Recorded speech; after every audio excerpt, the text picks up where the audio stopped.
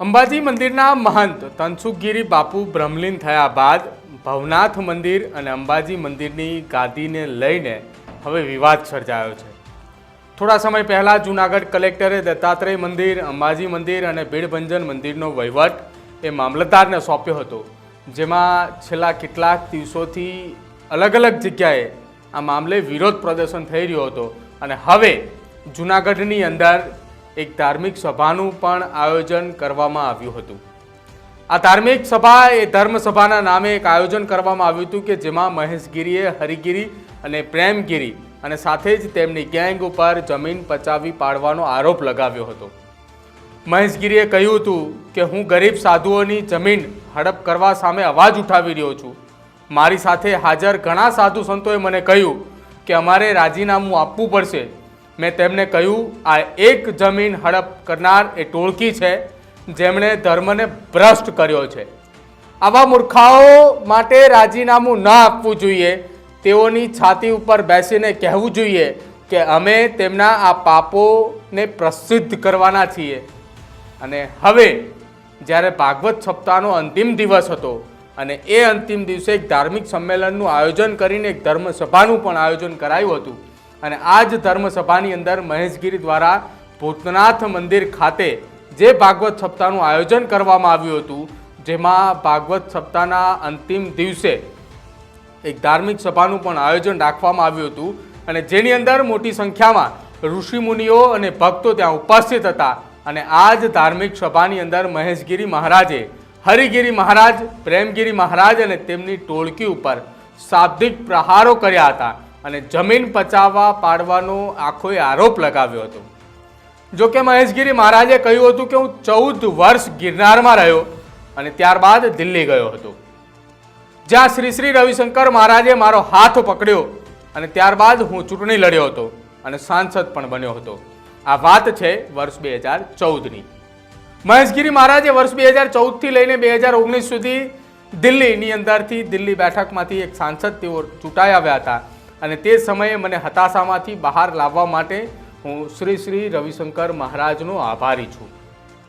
અને રાજકારણ પછી કમલકુંડના મારા શિષ્યનું કોરોના સમયગાળા દરમિયાન અવસાન થયું અને અવસાન બાદ ચાદર વિધિ ફરીથી મારી થઈ અને એ ચાદર વિધિ રાણપુરમાં થઈ હતી। તે સમયે મેં પ્રેમગીરી અને હરિગીરી મહારાજને 1-1 લાખ રૂપિયા ભેટ આપી હતી। આ જાહેર મંચ ઉપરથી મહેશગીરીએ કહ્યું હતું અને આ વાતને રાણપુરના તમામ રહેવાસીઓ અને સાક્ષી છે અને અત્યારે હરિગીરી બાપુની ટોળકી અખાડા ઉપર વર્ચસ્વ જમાવી રહી છે, પણ હું તેમના સામ્રાજ્યનો નાશ કરીશ। હરિગીરીની ગેંગનો ભોગ બનેલા સાધુઓ આગળ આવીને પોતાનો અવાજ ઉઠાવવો જોઈએ। આ ઢોંગીઓનો પર્દાફાશ થવો જોઈએ અને ધર્મને બદનામ કરનારા સાધુઓએ રાજીનામું ન આપવું જોઈએ। આ પ્રકારની વાત એ મહેશગીરીએ કરી છે અને તેમના પાપ ખુલ્લેઆમ બહાર આવવા જોઈએ અને નકલી સંતો હોવાનો ઢોંગ કરનારાઓને કારણે સાચા સંતોની મુશ્કેલીઓનો સામનો કરી રહ્યા છે। મહેશગીરી બાપુએ કહ્યું કે મેં જે પણ કહ્યું છે તે ભગવત એટલે કે ભગવતની હાજરીમાં શપથ લીધા બાદ કહ્યું છે અને આજે સાચા સંતોએ નકલી અને દંભી ઢોંગીઓના કારણે સમસ્યાઓનો સામનો કરી રહ્યા છે।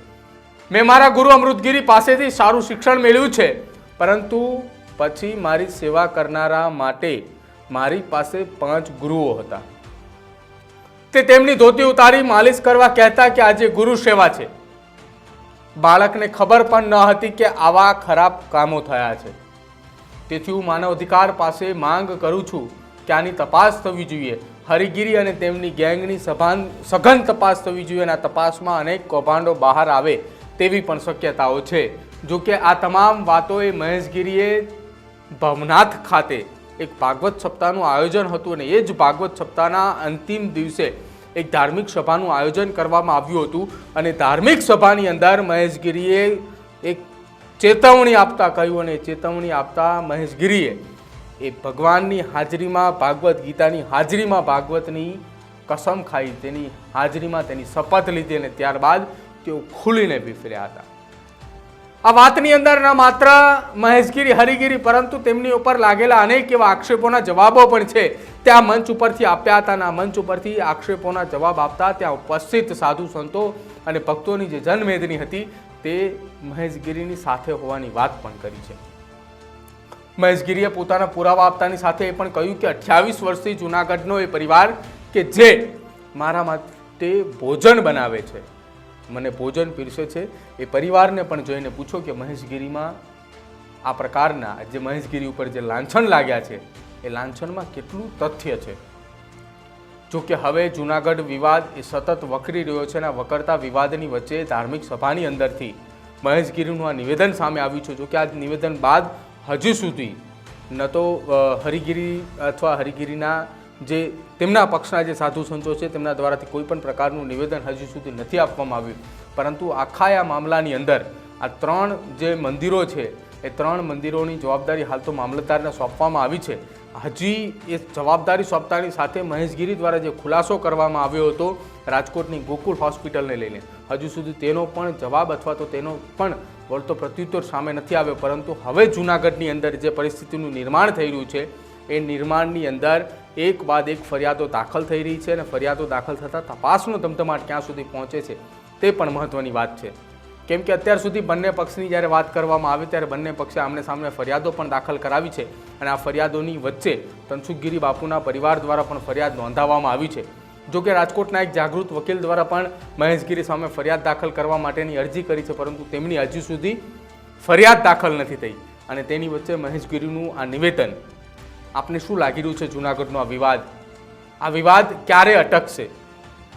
ખરા અર્થમાં ગાદીના હકદાર કોણ છે અને ગાદીની લડાઈની અંદર જૂનાગઢ ખરેખર જૂનાગઢની છબી ખરડાઈ રહી છે? જો આપ આ વાત અંગે, અમારા અહેવાલ અંગે કંઈ કહેવા માંગતો હોય તો અમારા કમેન્ટ સેક્શનની અંદર જરૂર જણાવજો અને અમારી ચેનલ ન્યૂઝ રૂમને આપ આજે જ લાઈક કરજો, શેર કરજો અને સબસ્ક્રાઈબ કરવાનું ભૂલતા નહીં. નમસ્કાર.